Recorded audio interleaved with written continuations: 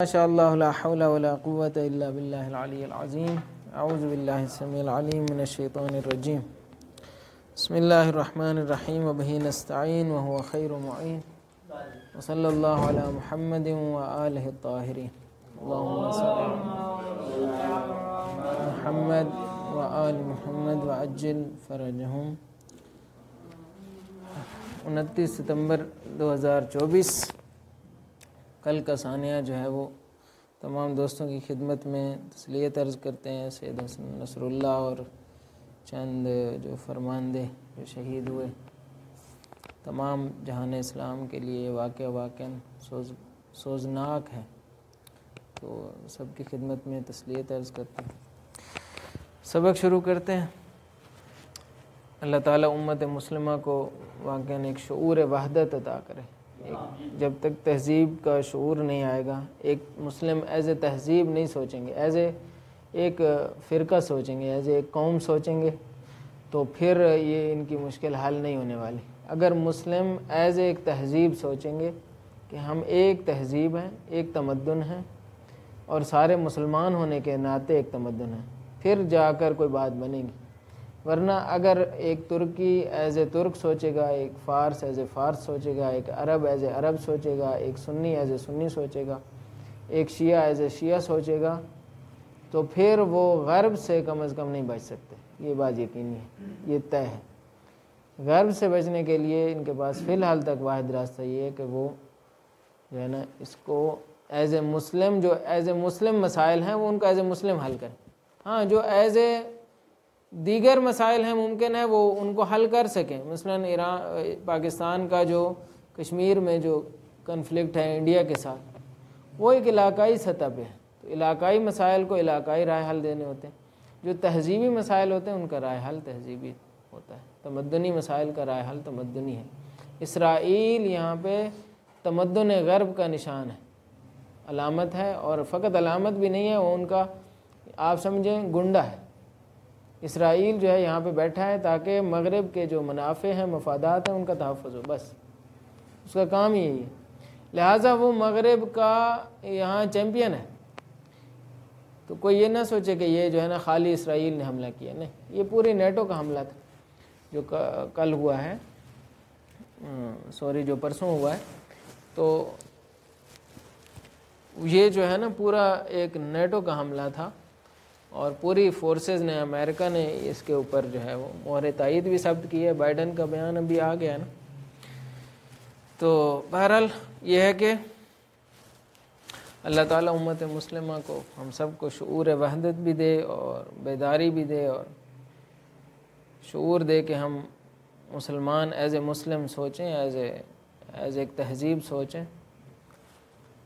کل جو ہے وہ مٹھائیاں بانٹی جا رہی ہیں بعض علاقوں میں، واقعاً افسوسناک ہے، اگرچہ یہ بہت ہی جزئی ہے، لیکن ہیں کچھ ایسے ممالک یا کچھ ایسے علاقے جہاں پہ یہی فرقہ وارانہ جو مسئلے ہیں وہ چل رہے ہیں۔ اللہ تعالی ہم سب کو توفیق دے کہ وہ کچھ نہ کچھ کر سکیں اور اپنے مسائل حل کر سکیں، اپنے مسائل حل کرنے میں کوئی نہ کوئی کردار نبھائیں، کم از کم اپنے علاقے کے مسائل حل کریں، امت کے مسائل حل کریں۔ حد اقل یہ ہے کہ مسائل بڑھائیں نہ، مسائل بڑھانے میں اپنا کردار ادا نہ کریں۔ وہ ایک روایت ہے نا کہ ایک شخص تھا جو جنگ صفین سے رہ گیا تھا، مولا علیہ السلام کے ساتھ جانا چاہ رہا تھا، تو اس نے آ کر عذر خواہی کی، معذرت چاہی۔ مولا نے کہا تمہارا دل کس کے ساتھ ہے؟ کہا مولا دل تو آپ کے ساتھ ہی ہے، لیکن آ نہیں سکتا، مسائل بہت زیادہ ہیں، یا بعد میں ملاقات ہوئی یا قبل از جنگ، ابھی مجھے تردید ہے۔ تو مولا نے فرمایا یہی کہ تمہاری وفاداری ہمارے ساتھ ہے، یہی بہت بڑی نعمت ہے، بہت بڑی چیز ہے۔ ہمیں پتہ ہو کہ حق کہاں پہ ہے اور ہم حق کے ساتھ کھڑے ہوں، اپنے تئیں جتنا ہو سکے حق کا ساتھ دیں، بے طرف بھی نہ رہیں، اور حق کو سمجھیں بھی صحیح، کہاں حق ہے، اور حقیقت کا جتنا ادراک ہمارا گہرا ہو اور اس کا ساتھ دینے میں ہمارے جتنے جذبات ہیں وہ اگر ساتھ ہیں تو پھر ہم ایک زندہ انسان ہیں، ورنہ پھر لاشیں تو بہت ہیں اس دنیا میں، کئی لاشیں چل رہی ہیں چلتی پھرتی، تو اللہ تعالیٰ انشاءاللہ ہمیں زندگی دے، ہمیں شعور دے، ہمیں احساس اور جذبہ دے کہ جس سے ہم حق کا ساتھ بھی دے سکیں اور اپنے تئیں کوشش بھی کریں کہ حق کو سیکھیں۔ چلیں ایک صلوات پڑھ دیں، درس شروع کرتے ہیں۔ اللہم صلی علی محمد وآل محمد۔ کل سے جو کیفیت ہے وہ واقعاً ناقابل بیان ہے، آپ بھی بیان کر رہے تھے، واقعاً ایک ناقابل بیان کیفیت ہے جو اس شہادت کی خبر جب شام کو یا بعد ظہر جب حزب اللہ نے تائید کی ہے تو اس کے بعد سے ایک کرب کی جو کیفیت ہے وہ واقعاً بیان کے قابل نہیں ہے۔ اللہ تعالی ہمیں ان کے راستے کے اوپر چلنے کی توفیق دے، واقعاً ان کے راستے کو اپنانے کی توفیق دے، صرف باتیں بنانے سے زیادہ عمل کی توفیق عطا فرمائے۔ چلیں گزشتہ سبق پر ایک نظر ڈالتے ہیں، بلکہ گزشتہ اسباق کو ایک نگاہ سے دیکھتے ہیں، ایک ایک جملے میں بیان کروں گا۔ ہم نے یہاں سے بحث شروع کی تھی کہ ہماری بحث غیر مستقلات عقلی میں ہے، مستقلات عقلی میں نہیں ہے، اور غیر مستقلات عقلی میں ایک مقدمہ شرعی ہوتا ہے، ایک مقدمہ کیا ہوتا ہے؟ شرعی ہوتا ہے۔ پھر ہم نے مسئلہ اجزاء میں محل نزاع کو معین کیا کہ اوامر اولیہ محل نزاع نہیں ہے، اوامر اولیہ کو بجا لانا محل نزاع میں شامل نہیں ہے، بلکہ محل نزاع کون سے اوامر ہیں؟ ثانویہ ہیں، جس میں اضطراری بھی شامل ہیں اور ظاہری بھی شامل ہیں۔ پھر ہم نے بیان کیا کہ امر ثانوی کو جب بجا لاتے ہیں تو پھر اس صورت میں یا کشف خلاف اور زوال عذر نہیں ہوتا یا کشف خلاف ہو جاتا ہے۔ جہاں کشف خلاف نہ ہو وہ محل بحث نہیں ہے، جہاں کشف خلاف ہو جائے وہ محل بحث ہے۔ یہ ہم نے گزشتہ سبق میں بیان کیا، اور اس کے بعد ہم نے کہا تھا کہ مسئلہ اجزاء ملازمات کی بحث میں شامل ہے، لفظی بحث نہیں ہے۔ مباحث الفاظ میں دلالت کی بحث ہوتی ہے، اس لفظ کی دلالت اس چیز پر، امر کی دلالت وجوب کے اوپر، نہی کی دلالت حرمت کے اوپر، معنی حرفی کی دلالت مثلا ربط کے اوپر، وغیرہ وغیرہ۔ جو الفاظ کے اندر جو چیزیں چھپی ہیں، الفاظ بیان کرتے ہیں، الفاظ کے اندر یا منطوق لفظ ہے یا مفہوم ہے، جیسے مفاہیم کی بحث بھی الفاظ میں شامل ہے۔ مثلا مفہوم شرط، شرط مفہوم رکھتی ہے یا نہیں رکھتی، یہ لفظ کے اندر ہے۔ ان جاءکم، اگر ان جاءکم کے بجائے جاءکم آ جائے، صحیح ہے، تو پھر شرط ہی نہیں رہے گی، لہٰذا اس کا تعلق لفظ سے ہے۔ اسی طرح وصف کا، مفہوم وصف کا تعلق اس وصف سے ہے جو اس لفظ کی شکل میں بیان ہوتی ہے، مفہوم شرط کا تعلق اس جملہ شرطیہ کی ترکیب سے ہے جو بیان ہوتی ہے۔ لہٰذا جتنی بھی وہ مباحث الفاظ ہیں ان کا تعلق کس سے ہوتا ہے؟ لفظ سے ہوتا ہے۔ اب کہتے ہیں یہ جو مباحث اجزاء ہے یہ لفظ کی قبیل سے نہیں ہے، اس لیے کہ خود لفظ فتیممو کے اندر یہ نہیں لکھا کہ یہ مجزی ہے، جو ہے اگر وہ عذر زائل ہو جائے تو پھر بھی آپ جو ہے وہ بجا قضا نہ کرو، قضا کرو یا نہ کرو، اس کے بارے میں لفظ کے اندر کچھ نہیں لکھا۔ ہاں یہ عقلی فیصلہ ہے، عقل یہ کہتی ہے کہ جب تم بجا لاتے ہو تو تمہارے لیے یہ مجزی ہونا چاہیے، لہذا لفظ کے اندر اجزاء نہیں چھپا ہوا، عدم اجزاء بھی لفظ کے اندر نہیں چھپا ہوا، لہٰذا اس کی بحث لفظ میں شامل نہیں ہے بلکہ ملازمات عقلی کی قبیل سے۔ یہاں تک ہم نے گزشتہ مباحث میں پڑھ لیا۔ آج کی بحث ہماری اوامر اضطراری میں ہے، چونکہ آخر میں ہم نے کل کہا تھا کہ ہماری بحث دو مقامات میں ہے اجزاء کی بحث، ایک مقام اول امر اضطراری ہے اور مقام ثانی امر ظاہری کے بارے میں ہے۔ بس پہلا جو مقام ہے وہ اضطراری اوامر کے حوالے سے، تو عبارت تھوڑی سی پڑھ لیتے ہیں۔ وردت المقام الاول الامر الاضطراری وردت فی الشریعۃ المطہرۃ اوامر لا تحصى تختص بحال الضرورات و تعذر، یہ عطف ہو رہا ہے کس کے اوپر؟ بحال کے اوپر، تختص بحال ضروراتی و تختص بحال تعذر امتثال الاوامر الاولیہ، یہ ضرورات کے اوپر عطف ہے، یعنی یہ بھی مضاف الیہ بن رہا ہے حال کا، یہ مختص ہیں بحال اس حالت کے ساتھ کہ جو یہ والی حالت ہے، وتعذر امتثال الاوامر الاولیہ او بحال الحرج فی امتثالها مثل التیمم ووضوء الجبیرۃ وغسلها وصلاة العاجز عن القیام او القعود وصلاة الغریق۔ خوب بلا شک الی آخر عبارت جو ہے وہ آج نہیں پڑھتے، سکپ کر دیتے ہیں، ٹائم نہیں ہے، تو انشاءاللہ توضیح متن میں ہم عبارت بیان کریں گے۔ آتے ہیں چند نکات کی طرف جو اس عبارت کی وضاحت میں ہے۔ عنوان کیا ہے جی آغا باقر؟ عنوان کیا لکھا ہے میں نے؟ اوامر اضطراری۔ بس ہماری بحث کا موضوع اوامر اضطراری ہیں، یعنی وہ امر کے جو حالت اضطرار میں ہیں۔ مقدمتاً عرض ہے کہ شریعت میں اوامر اضطراری وافر مقدار میں پائے جاتے ہیں، ایک دو نہیں ہے۔ چند ایک مثالیں ہیں، مثلا نماز غریق۔ ایک شخص ہے جو غرق ہو رہا ہے، اس کی زندگی ختم ہو رہی ہے، تو بھی شریعت کہتی ہے کہ تم نے اگر نماز تمہاری رہ گئی ہے تو تم نماز پڑھ کے جاؤ، جتنی حد تک ہے۔ ظاہر ہے وہ اشارہ کنایہ میں ہی پڑھے گا۔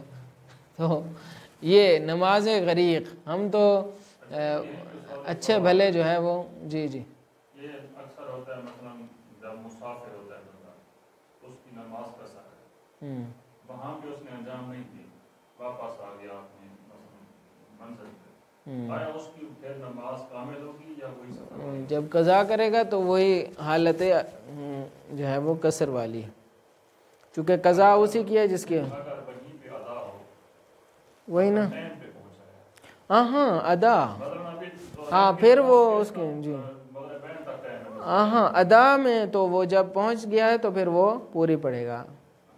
ہاں لیکن اگر قضا کرنی ہے اور وہ مکمل وقت جو ہے وہ سفر میں تھا، وہ والا پورے کا پورا وقت، تو پھر وہ قصر۔ لیکن اگر اس کا آدھا وقت قصر میں تھا، آدھا وقت وہ پورے میں پہنچ گیا ہے، تو اب اس کی جو نماز قضا بھی ہوگی تو وہ پوری ہوگی۔ فرض کریں اس کا 1 گھنٹہ رہ گیا ہے، ابھی ٹائم باقی ہے، تو اب اس کے اوپر جو چیز واجب ہو چکی ہے، جو چیز اس کے اوپر منجز ہو چکی ہے، فعلی ہو چکی ہے، اب وہ پوری نماز ہے، کیونکہ وہ سفر سے واپس آ چکا ہے۔ اب جب سفر سے واپس آ چکا ہے تو اب اس کو نماز ادا پڑھنی ہے۔ اب جب کہ اس نے ادا کو نہیں پڑھا تو جب قضا بھی کرے گا تو ادا کی ہوگی۔ لیکن اگر پورے کا پورا وقت اس کا سفر میں گزرا ہے تو اب جب قضا کرے گا تو وہ قصر قضا کرے گا۔ چلیے تو جی، جو ڈوب رہا ہے اس نے اگر اس کو یقین ہو گیا کہ اب میں باہر نہیں جا سکتا، تو اب اس کی نماز وہیں اس کی جو ہے وہ اشاروں میں ہے، جس میں نہ سجدہ ہے نہ جو ہے وہ اس معنی میں رکوع ہے، بلکہ سارا اشارہ ہے۔ وضوء جبیرہ، وضوء جبیرہ کیا ہوتا ہے؟ زخم کے اوپر آپ جو ہے وہ کوئی نہ کوئی پٹی، کوئی نہ کوئی ایسی چیز رکھ دیتے ہیں جس سے پانی نہ پہنچے، اور آپ اس کے اوپر ہاتھ پھیر لیتے ہیں، اس کو کہتے ہیں وضوء جبیرہ۔ غسل جبیرہ بھی ایسے ہی ہے۔ نماز عاجز از قیام و قعود، ایک شخص ہے جو کھڑا نہیں ہو سکتا، وہ بیٹھ کے پڑھتا ہے، صحیح ہے۔ ایک شخص ہے جو بیٹھ بھی نہیں سکتا، لیٹ کے پڑھتا ہے، تو یہ سارے نمازیں یہ بھی اوامر اضطراری کے مصادیق ہیں۔ تیمم بھی ایسے ہی ہے۔ تو سب سے پہلا نقطہ یہ ہے کہ شریعت میں اوامر اضطراری کو 1 2 نہیں ہے بلکہ بہت زیادہ ہیں۔ اچھا، اگلا نقطہ وہ اضافی تھے، وہ جو 2 پوائنٹ تھے وہ پچھلے سے۔ ہاں، اگلا نقطہ ہے اضطرار اور تکلیف۔ اضطرار اور تکلیف کہتے ہیں فعلیت جو تکلیف ہے، فعلیت تکلیف جو تکلیف اولیہ ہے، وہ اضطرار کی حالت میں مرتفع ہو جاتی ہے، صحیح ہے۔ اس کی جو تکلیف اولیہ ہے وہ کیا تھی؟ پوری نماز پڑھنا ہر انسان مکلف کے اوپر فرض ہے۔ جب اضطرار کی حالت آتی ہے تو وہ والی تکلیف کیا ہو جاتی ہے؟ مرتفع ہو جاتی ہے۔ کیا مطلب مرتفع ہو جاتی ہے؟ یعنی حالت تعلیق میں پہنچ جاتی ہے، فعلیت اس کی ختم ہو جاتی ہے، معلق ہو جاتی ہے، ہاں فعلیت ختم ہو جاتی ہے، فعلیت، ہاں یہ یاد رکھیے گا، چونکہ جو مقام ہے نا تکلیف کے، جو اصولیوں نے بیان کیے، وہ مقام ایک انشاء تکلیف ہے. پھر اس مقام کو جو ہے انشاء، جب وہ تکلیف انشاء ہوتی ہے پھر وہ ابلاغ ہوتی ہے. جب وہ تکلیف ابلاغ ہو جاتی ہے تو وہ آپ کے اوپر کیا ہو جاتی ہے؟ آپ کے اوپر واجب ہو جاتی ہے. لیکن وہ وجوب فعلی یا وجوب معلق، یعنی وہ یا منجز ہو جاتا ہے یا وہ منجز نہیں ہوتا. اگر وہ منجز ہو جائے یعنی فعلی ہو جائے تو یعنی آپ کے اوپر عقاب ہے. اگر وہ تکلیف منجز نہ ہو تو آپ کے اوپر عقاب نہیں ہے. تکلیف ہے آپ کے اوپر لیکن وہ فعلیت اس کی نہیں ہے. یہاں پہ بحث یہ ہو رہی ہے. بس فعلیت مرتفع ہوتی ہے نا، تکلیف تو ہے، فعلیت تکلیف مرتفع ہو جاتی ہے. یہی کہ آپ کو جب ایک شخص ہے جو بیمار ہو جاتا ہے اور وہ اس بیماری میں بیٹھ کر یا اٹھ کر نماز نہیں پڑھ سکتا، تو اب اس کے اوپر تکلیف جو تھی کہ پوری نماز پڑھے، پورے آداب کے ساتھ پڑھے، قیام کے ساتھ پڑھے، رکوع کے ساتھ پڑھے، وہ اب اس کی منجزیت کیا ہو جاتی ہے؟ ختم ہو جاتی ہے، اس کی فعلیت ختم ہو جاتی ہے. یعنی اب وہ اس کے اوپر فعلی طور پر واجب نہیں ہے. تو ایک اور تکلیف آئے گی نا. بس فعلیت تکلیف یعنی اصل تکلیف ہے، ہاں اصل تکلیف ختم ہو جاتی. اس کی جگہ تکلیف بدیل آتی ہے. تکلیف بدیل آتی ہے. بدیل یعنی وہی جو بدل بنتی ہے، وہ تکلیف اصلی کی جگہ لیتی ہے.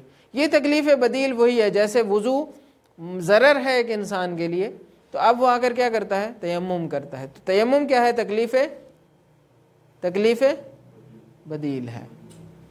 وضو جبیرہ کیا ہے؟ تکلیف بدیل ہے، بدل ہے اس کا. بعض عبادات کی اہمیت کے پیش نظر انہیں کسی صورت ترک نہیں کیا جا سکتا. یہ بھی اسی کا ایک مقدمہ ہے کہ کیوں تکلیف بدیل آتی ہے، کیونکہ ان کو کسی صورت میں ترک نہیں کرنا. شریعت یہ بتا رہی ہے کہ تم نے اس کو ترک نہیں کرنا. اسی ترک نہ کرنے کی وجہ سے اس کا عوض شریعت بناتی ہے، تکلیف بدیل بناتی ہے، اس کا عوض بناتی ہے، اس کے بدلے میں ایک اور تکلیف آپ کو دیتی ہے تاکہ وہ اگر ادا نہیں ہوتی. ہاں شریعت نے ایک ایسا کام کیا ہے کہ آپ بالآخر آپ کی وہ جو ذمہ داری ہے وہ آپ نبھائیں، کسی بھی شکل میں نبھائیں، کسی بھی شکل میں نبھائیں. اس سے آپ کو فراغت میسر نہیں ہے. ایسا نہیں ہے کہ آپ اس سے شانہ خالی کریں بقول فارسی ہے، یعنی اپنی جان چھڑائیں، رعایت نہیں ہے. صحیح ہے. تو پڑھنی ہے. اب جس حالت میں بھی پڑھیں، زخم ہو جائے تب بھی پڑھیں، جنگ کی حالت ہے تب بھی پڑھیں، ٹھیک ہے نا. نماز خوف جنگ کی حالت میں ہے نا، یہ بھی تکلیف بدیل ہے. صحیح ہے نا. جنگ کی حالت خوف، نماز خوف ہے. نماز خوف ایک خاص نماز ہے، ایک کیفیت ہے نماز ہے. تو وہ بھی انشاءاللہ آپ نے لوما میں پڑھا ہوگا. جی کیا؟ جنگ کے دوران جو نماز واجب کیوں ہے مثلا، جی اس وقت بھی واجب ہوتی ہے، اور وہ اس کی کیفیت فقہاء نے ذکر کی ہے. تکلیف یعنی آج کل تو جنگیں ویسے بھی وہ اس حالت کی نہیں رہی. اس زمانے میں جو جنگیں ہوتی تھیں وہ میدان سامنے ہوتی تھی نا، آمنے سامنے. تو آمنے سامنے کی جنگ میں بھی نماز خوف کی جو کیفیت ہے اس میں انسان پڑھ سکتا ہے. یعنی ایک خاص قسم کی جو ہے وہ پوزیشن بنتی ہے، اس پوزیشن میں وہ اپنا دفاع بھی کرتے ہیں اور نماز بھی پڑھتے ہیں. تو نماز خوف واجب ہوتی. خوف اگلا نقطہ، بس ایک نقطہ ہم نے بیان کر دیا کہ شریعت میں اوامر اضطراری وافر مقدار میں ہیں. پھر ہم نے بیان کیا کہ یہ جو اوامر اضطراری ہیں یہ تکلیف بدیل کا کام دیتے ہیں، اور اس کی وجہ یہ ہے کہ وہ شارع کے نظر میں اہمیت ہے اس کی، لہٰذا وہ بدیل تکلیف آپ کے سامنے رکھتا ہے تاکہ اصل تکلیف سے آپ کی جان نہ چھوٹے. اصل تکلیف آپ بجا لائیں، اس کی شکل بدل جاتی ہے. در واقع کیا بدل جاتی ہے؟ شکل بدل جاتی ہے. اب اگلا جو نقطہ ہے وہ یہ ہے اوامر اضطراری کا واقعی ہونا. اوامر اضطراری واقعی ہیں، کیا مطلب؟ کیوں؟ اس لیے کہ وہ مصالح واقعی پر مبنی ہیں. مطلب یہ ہے یعنی اوامر اضطراری کے بھی واقعی مسئلے ہوتی ہیں. سوری نہیں ہے، ایسا نہیں کہ آپ ایک تو ہی کام کر رہے ہیں، نہیں، اس کی بھی اپنی مصلحت ہے۔ ہاں ہو سکتا ہے وہ مصلحت ضعیف تر ہو، وہ مصلحت اس کامل کے مقابل میں ناقص ہو۔ جو کامل فعل آپ انجام دیں گے اس کی مصلحت بھی کامل ہوگی، جو ناقص فعل ہے اس کی مصلحت ممکن ہے کم تر ہو، لیکن بہرحال وہ خالی از مصلحت واقعی نہیں ہے، اس کے اندر مصلحت واقعی موجود ہے، لہٰذا وہ اوامر واقعی ہیں۔ پس واقعی اور غیر واقعی ہونے کا معیار کیا ہوا؟ مصلحت واقعی۔ اگر کوئی امر مصلحت واقعی پر مبنی ہے تو وہ امر واقعی ہے، اگر کوئی امر مصلحت ظاہری پر مبنی ہے تو وہ امر ظاہری ہے۔ انہیں اضطراری کیوں پھر کہا جاتا ہے؟ اگلا سوال، اگر واقعی ہیں تو اضطراری کیسے ہیں؟ کہتے ہیں اس لیے انہیں اضطراری کہا جاتا ہے کیونکہ ثانوی حالات کی پیداوار ہیں۔ ثانوی حالات انسان کے اوپر طاری ہوتے ہیں، نارمل حالت سے ثانوی حالت میں بدل جاتا ہے، لہٰذا ثانوی حالت میں امر ثانوی اور امر اضطراری کی نوبت آتی ہے۔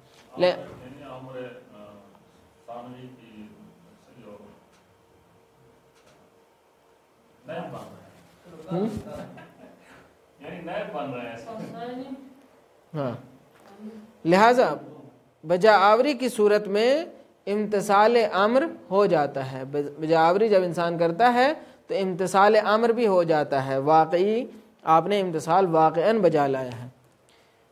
اب تکلیف کیا ہو جاتی ہے؟ ادا ہو جاتی ہے، لہٰذا تکلیف تو ادا ہو گئی، اب سوال کہاں اٹھتا ہے؟ کہتے ہیں سوال وہاں اٹھتا ہے جب ایک آدمی امر اضطراری کے مطابق عمل کرتا ہے پھر عذر زائل ہو جاتا ہے، اب سوال اٹھتا ہے، اور امر اولی کو بجا لانے پر قادر ہو جاتا ہے، اعادے پر قادر ہو جاتا ہے، تو اب قدرت کی صورت میں سوال اٹھتا ہے کہ یہ انسان اس امر اضطراری کو جو بجا لایا تھا تو اس کی حالت اور تھی، اب اس کی حالت بدل گئی ہے، اب جب کہ حالت ہی اس کی بدل گئی ہے، تمکن آ گیا ہے، قدرت آ گئی ہے، طاقت آ گئی ہے، تو کیا اس پر اعادہ لازم ہے یا اعادہ لازم نہیں ہے؟ یہ سوال ہے، انشاءاللہ اگلے سبق میں اس کا جواب ملے گا، ہاں کل اٹھائیں گے، ابھی وضاحت متن دیکھتے ہیں۔ خوب، المقام الاول الامر الاضطراری، اوپر دیکھیں آپ کو چھٹی مل گئی ہے اس کی کتاب نہ لانے کی، لیکن عبارت دیکھنی ہے، ہاں نہیں کتاب لینی ہے، اچھا وہی خود لینا، ہاں کتاب آموزش کی طرف سے قانون ہے جی۔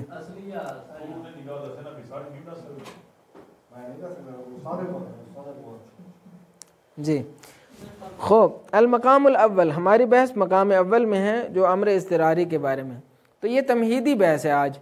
فرماتے ہیں وردت فی الشریعۃ المطہرہ اوامر لا تحصیٰ تختص بحال الضرورات، فرماتے ہیں کہ شریعت مطہرہ میں بے حد و حساب، لا تحصیٰ یعنی وہی ان تعدوا نعمت اللہ لا تحصوہا، یہ اسی سے کہ اوامر بے حد و حساب ہیں، ایک قسم کا جو ہے وہ ہاں بے شمار بے حساب جو ہیں اوامر ہیں، تختص بحال الضرورات کہ جو حالت ضرورت کے ساتھ خاص ہیں، اور وتعذر، حالت ضرورت کون سی ہے اسی کی وضاحت ہے، عطف تفسیری کہہ سکتے ہیں، وتعذر امتثال الاوامر الاولیہ کہ حالت ضرورت میں انسان اوامر اولیہ کی بجا آوری پر قادر نہیں ہے، اوامر اولیہ کی بجا آوری پر قادر متعذر ہے اس کے لیے، او بحال الحرج فی امتثالها، کیا فرق ہے پہلے اور دوسرے میں؟ ایک تعذر ہوتا ہے، ایک تعسر ہوتا ہے،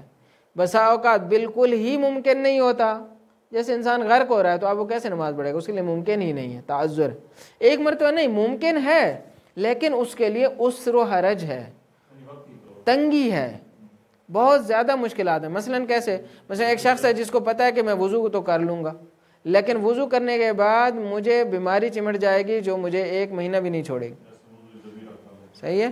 تو اب اس کی تکلیف کیا ہے کہ جس کے لیے وضو ضرر رکھتا ہے، ایک بوڑھا آدمی ہے جس کو خوف ہے کہ میں وضو کروں گا ممکن ہے میں فالج پڑ جائے کوئی بھی اور چیز، تو ایسی اس کو کہتے ہیں تعثر، یعنی موجب عسر و حرج ہے، اس کے لیے پریشانی بنتی ہے، بہت بڑی پریشانی کا اس کو سامنا کرنا پڑ سکتا ہے۔ یہ فارسی میں بھی تو حرج استعمال یہی کرتے ہیں۔ ہاں حرج استعمال ہوتا ہے۔ تو عسر و حرج ایک مرتبہ تعذر ہے، ایک مرتبہ تعثر اس کو کہتے ہیں اصطلاح میں، تعذر یا تعثر یعنی عسر و حرج فی امتثالیہ۔ مثل التیمم، جیسے تیمم ہے، وضوء جبیرہ ہے، غسل جبیرہ ہے، صلاۃ العاجز عن القیام والقعود، ایک ایسے شخص کی نماز جو قیام و قعود نہیں کر سکتا، وصلاۃ الغریق، یہ سارے مثالیں ہیں ان اوامر کی۔ ولا شک فی ان الاضطرار ترتفع به فعلیت التکلیف، کوئی شک و شبہ نہیں ہے کہ اضطرار کی حالت میں تکلیف کی فعلیت مرتفع ہو جاتی ہے۔ اضطرار جب آتا ہے تو تکلیف کی فعلیت مرتفع ہو جاتی ہے، یعنی تکلیف اب منجز نہیں رہتی۔ لأن اللہ تعالیٰ لا یکلف نفسا الا وسعها، اس لیے کہ اللہ تعالیٰ انسان کو اس کی وسعت کے مطابق تکلیف دیتا ہے، وسعت کے مطابق اس کو ذمہ داری دیتا ہے۔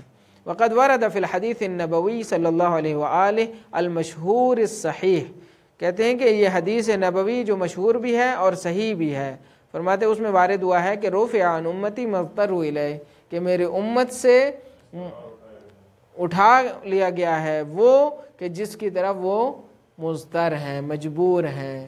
اس کو حدیث کیا کہا جاتا ہے؟ حدیث وہ تو ہے، حدیث کا عنوان کیا ہے؟ حدیث رفع کہا جاتا ہے، حدیث رفع، کیونکہ رفع عن امتی 9 اشیاء، بعض میں 4 ہیں، بعض میں 9 ہیں، 9 تک ہیں، تو 9 چیزیں میری امت سے اٹھا لی گئی ہیں۔ اس میں سے ایک چیز جو اٹھا لی گئی ہے وہ اضطرار ہے، یعنی ایک شخص ہے جس کو مجبوری ہے، اضطرار کی کیفیت ہے، تو اب اگر وہ شخص اضطرار میں ایسا کام انجام دیتا ہے تو اس کے اوپر گناہ نہیں ہے۔ اضطرار کی حالت میں اگر کوئی شخص جو ہے وہ اکل میتہ کر لیتا ہے، مردار کھا لیتا ہے، پھر بھی جائز ہے۔ غیر ان الشارع المقدس حرصا على بعض العبادات لا سیما الصلاۃ التي لا تترك بحال امر عباده بالاستعاذہ، یہ وہی اگلا نقطہ ہے۔ عبارت طولانی ہے، مفہوم بہت چھوٹا ہے، مفہوم وہی تھوڑا سا ہے کہ شارع نے حرصا علی بعض العبادات، بخاطر وہ جو شارع کے اندر جو یہ حرص پایا جاتا ہے، حرص کا لفظ میں استعمال نہیں کرنا چاہ رہا تھا چونکہ اردو میں اس کا منفی معنی ہے، یعنی شارع مقدس قرآن میں بھی ہے نا، حریص علیکم، یعنی تمہارے کے لیے دل سوزی کرتا ہے پیغمبر، یہاں پہ بھی یہی ہے، شارع دل سوز ہے کہ بعض عبادتیں ضرور انجام پانی چاہیے۔ حرص سے مراد یہاں پہ یہ ہے کہ اصرار کہہ سکتے ہیں، تقاضا کہہ سکتے ہیں، شارع نے بعض عبادات کے اوپر بہت اصرار کیا ہے، لا سیما خصوصاً نماز کے اوپر، کہ التی لا تترک بحال، جو کسی بھی حالت میں ترک نہیں کی جا سکتی، امرا، بس اس اصرار کی وجہ سے شارع امرا، یہ امرا کیا بنے گا ترکیبی اعتبار سے؟ کیا بنے گا آغا توثیق؟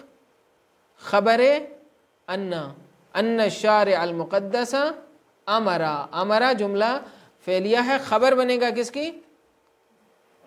انا کی، شارع مقدس نے امر دیا ہے، حکم دیا ہے عبادہ، اپنے بندوں کو، کس چیز کا؟ بالاستعاذت، کہ وہ عوض کر لیں، تبدیل کر لیں، وہ جیسے میں نے تکلیف بدیل کا لفظ استعمال کیا تھا، بالاستعاذت، کہ وہ تبدیل کر لیں، اما اضطروا الی ترکہ، اس چیز کے بدلے میں کہ جس کے ترک کے اوپر وہ مضطر ہیں، وہ نماز کامل نہیں پڑھ سکتے، اس کے ترک کے اوپر مضطر ہے، وہ وضو نہیں کر سکتا، اس کے ترک کے اوپر مضطر ہے، تو اب اس کے بدلے میں کیا کرے؟ بالاتیان ببدل عنہ، کہ اس کے بدلے کو اس کا ایک بدیل انجام دے دے، اس کے عوض میں استعاذہ یعنی اس کے عوض کرے، اس کے عوض میں کیا کرے؟ بالاتیان بالبدیل عنہ، کہ وہ اس ببدل عنہ، اس کے بدلے میں ایک اور چیز انجام دے۔ فامرا، مثلا کیسے کہتے ہیں؟ فامرا مثلا بالتیمم، اس نے حکم دیا ہے کہ تیمم کرو، بدلا عن الوضوء او الغسل، وضو یا غسل کے بدلے میں۔ وقد جاء فی الحدیث یکفیک 10 سنین، حدیث میں یہ بھی آیا ہے کہ یہ تیمم آپ کے لیے 10 سال بھی کافی ہے، 10 سال کی مدت کے لیے بھی کافی ہے۔ وامر بالمسح علی الجبیرہ بدلا عن غسل بشرۃ العضو فی الوضوء والغسل، کہتے ہیں کہ شارع نے حکم دیا ہے کہ جبیرہ کے اوپر مسح کریں، بدلے میں، کس کے بدلے میں؟ ان غسل بشرۃ العضو، کہ آپ دھوئیں عضو کی جلد کو، جلد کو دھونے کے بدلے میں آپ کیا کریں گے؟ جبیرے کے اوپر مسح کریں گے. جبیرہ وہی پٹی ہے جو باندھی جاتی ہے. بشرۃ العضو فی الوضوء والغسل، وضو اور غسل کے مسئلے میں. وامر بالصلاۃ من جلوس بدلا عن الصلاۃ من قیام، اس نے حکم دیا ہے کہ اگر آپ کھڑے نہیں ہو سکتے تو بیٹھ کر نماز پڑھو. وہکذا فیما لا یحصى من الاوامر الواردۃ فی حال اضطرار المکلف، اسی طرح بہت سارے اوامر ہیں جو وارد ہوئے ہیں اضطرار کی حالت میں. وعجزہ عن امتثال الامر الاولی الاختیاری او فی حال الحرج فی امتثالہ، اس حالت میں کہ جس میں مکلف مضطر ہے اور عاجز ہے امتثال امر اولی سے، یا حال الحرج فی امتثالہ، اس کو عسر و حرج کا سامنا ہے. یہ دو حالتیں ہیں جو میں نے بتائی ہیں. ولا شک فی ان هذه الاوامر الاضطراریہ ہی اوامر واقعیہ، یہ اوامر اضطراری کیا ہوتے ہیں؟ اوامر واقعی ہوتے ہیں، حقیقی ہوتے ہیں. ذات و مصالح ملزمہ، یہ مصالح ملزمہ کے تحت ہوتے ہیں، یعنی مصلحت ملزمہ ان کے اندر ہوتی ہے. ایسی مصلحت کے جو الزام آور ہے، ملزم سے مراد یہ ہے، ایسی مصلحت کے جو الزام آور ہے. الزام آور کا مطلب سمجھتے ہیں آگے نیاز؟ الزام آور یعنی ہاں، یہ اردو والا الزام نہیں ہے، یعنی ایسی چیز، یعنی ایک ایسی مصلحت ہے جو انسان نے لازماً حاصل کرنی ہے. مصلحت حاصل کرنی ہوتی ہے، انجام تکلیف دینی ہوتی ہے، انجام وظیفہ کرنا ہوتا ہے، اپنے فریضے کو انجام دینا ہوتا ہے، لیکن مصلحت اس سے اچیو ہوتی ہے. مصلحت اس سے کیا ہوتی ہے؟ حاصل ہوتی ہے. پس مصلحت ملزمہ کا مطلب ایک ایسی مصلحت ہے کہ جو الزام آور ہے، یعنی جس نے ملزم کر دیا ہے آپ کو کہ آپ یہ کام کریں. کل اوامر الاولیہ، جس طرح اوامر اولیہ میں مصلحت ہے اسی طرح اوامر ثانویہ میں بھی مصلحت ہے. وقت تسمى الاوامر، پھر سوال ہوگا کہ آقا ان کو اوامر ثانوی پھر کیوں کہا جاتا ہے جب مصلحت اسی کی طرح ہے؟ کہتے ہیں وقت تسمى الاوامر الثانویہ تنبیہا علی انہا واردۃ لحالات طارئۃ ثانویۃ علی المکلف. اس کو اس لیے کہا جاتا ہے اس بات کے آگاہی دینے کے لیے، اس بات کی طرف متنبہ کرنے کے لیے کہ یہ حالات ثانویہ کی وجہ سے ہیں، یہ حالات طارئہ کی وجہ سے ہیں، وہ حالات جو مکلف پر طاری ہوئے ہیں جو نارمل حالات نہیں ہیں. احسنتم آغا نیاز. وَإِذَا امْتَثَلَهَا الْمُكَلَّفُ أَدَّى مَا عَلَيْهِ فِي هَذَا الْحَالِ وَسَقَطَ عَنْهُ التَّكْلِيفُ بِهَا، جب مکلف اس کو انجام دے دیتا ہے تو اس کی جو تکلیف ہے وہ ادا ہو جاتی ہے، اور تکلیف کیا ہو جاتی ہے؟ ساقط ہو جاتی ہے. لیکن بحث کہاں پہ ہے؟ وہ محل بحث ہم پڑھ لیں تاکہ تکرار در تکرار در تکرار نہ ہو دوبارہ.